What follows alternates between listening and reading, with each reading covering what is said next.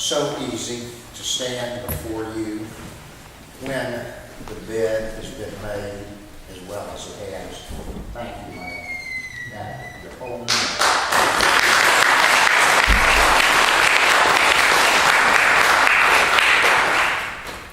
Exodus chapter 20. The culmination of our trip through Exodus for the last 4 years. Hear the history. Hear the history of the Hebrew people. Hear the words of our all-powerful God.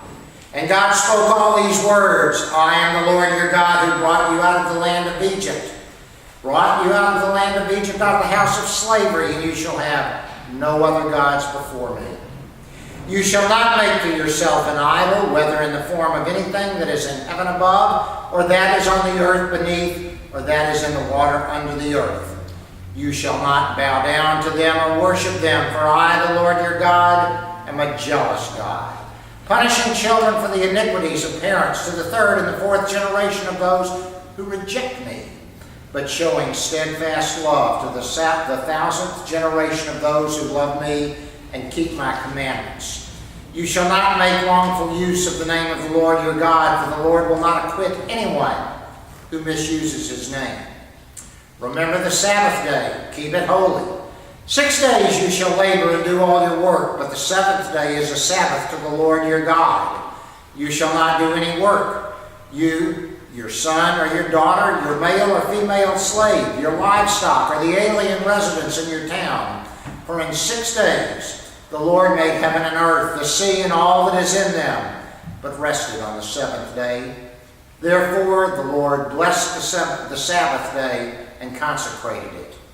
Honor your father and your mother so that your days may be long in the land that your Lord, your God, is giving you. You shall not murder. You shall not commit adultery. You shall not steal, and you shall not bear false witness against your neighbor. You shall not covet your neighbor's house. You shall not covet your neighbor's wife, or male or female slave, or ox or donkey, or anything that belongs to your neighbor.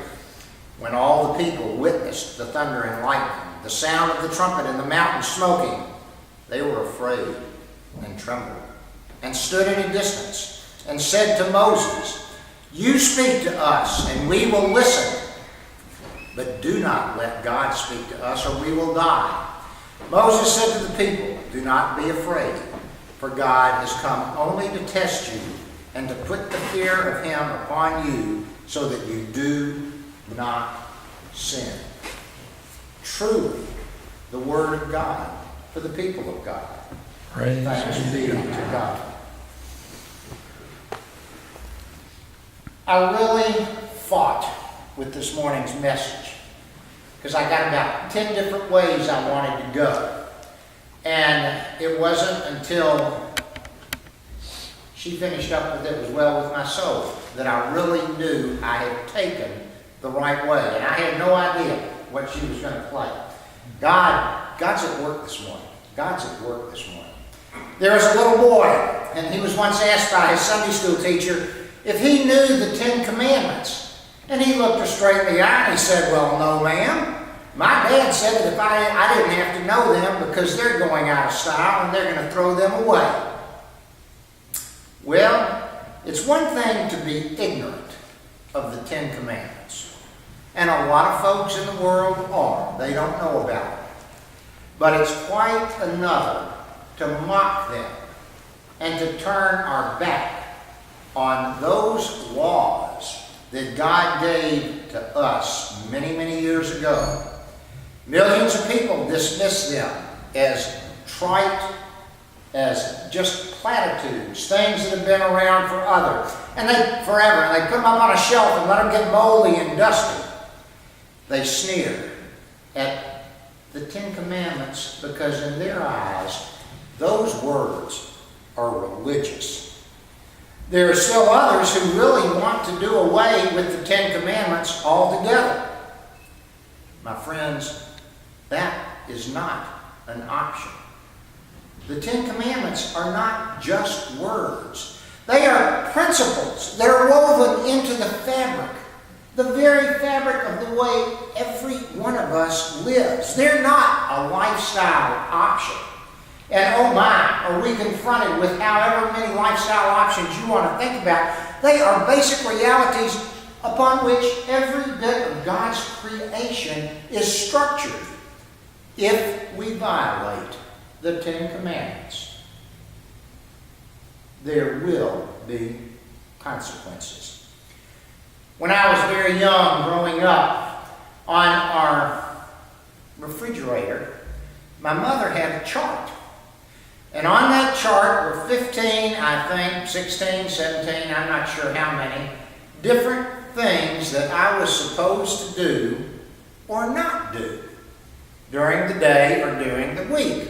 And every time I did what I was supposed to do, I got a gold star. And every time I didn't do what I was not supposed to do, I got a gold star. And at the end of the week, we would sit down, and this became a ritual. It became a ritual for 3 or 4 years. And there was a certain number of stars that I was supposed to get. And when I went to sit down and my mother counted up the stars, if I had the appropriate number of stars, I got my choice. I got to go to Dr. Wiles' drugstore right over there on Union and have one of those magnificent sodas. Or some of you may be old enough to remember Doc Puryear's Barksdale Sundry down at the corner of Barksdale and Linden. Bill Nelson, don't nod your head because they tore it down before you were born. But Doc Puryear had the best Coke float you ever imagined. We all grew up with some kind of rules, and all of those rules have their base in the Ten Commandments. The poor Jews were inundated with laws. Absolutely. From the time of Abraham until the time Moses went up to Sinai to receive those commandments, there was law after law after law after law that was imposed upon them by the rabbis.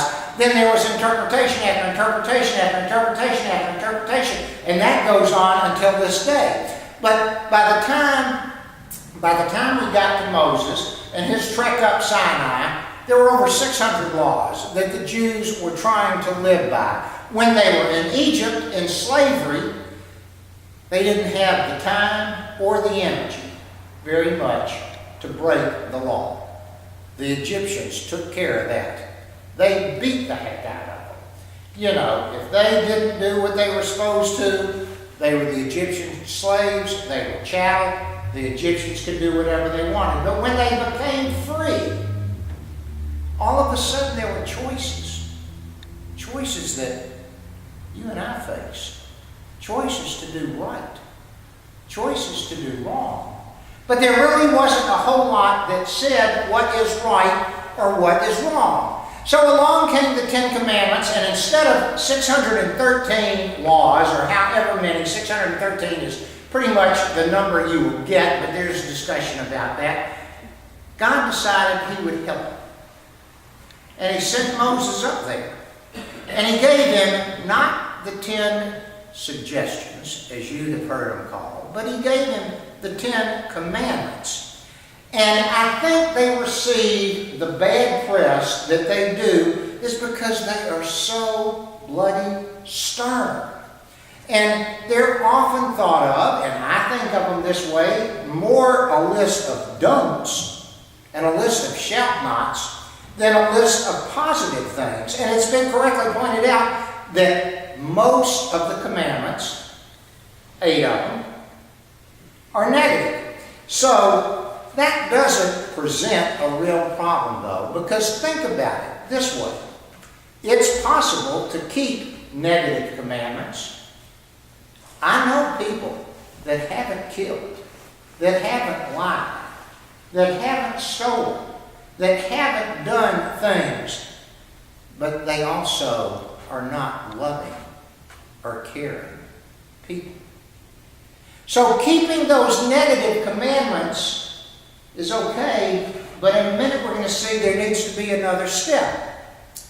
In ancient Judaism, What we know as the Golden Rule was stated in a negative manner. It said, do not do unto others what you would have them not do unto you. Well, Jesus took them out of the negative, and he came up with the Golden Rule that we know as do unto others, as you would have them do unto you. In other words, love. Listening to Christ is not a passive, sit on your bottom type thing. Love, my friends, listening to Christ's commandments to us in the New Testament takes action. It takes getting up out of our comfort level and doing. The call of the Christian life for us today is to do good. So, at the very outset of the sermon this morning, let's get it out here on the table. These 10 commandments that Moses received at Sinai are not an end.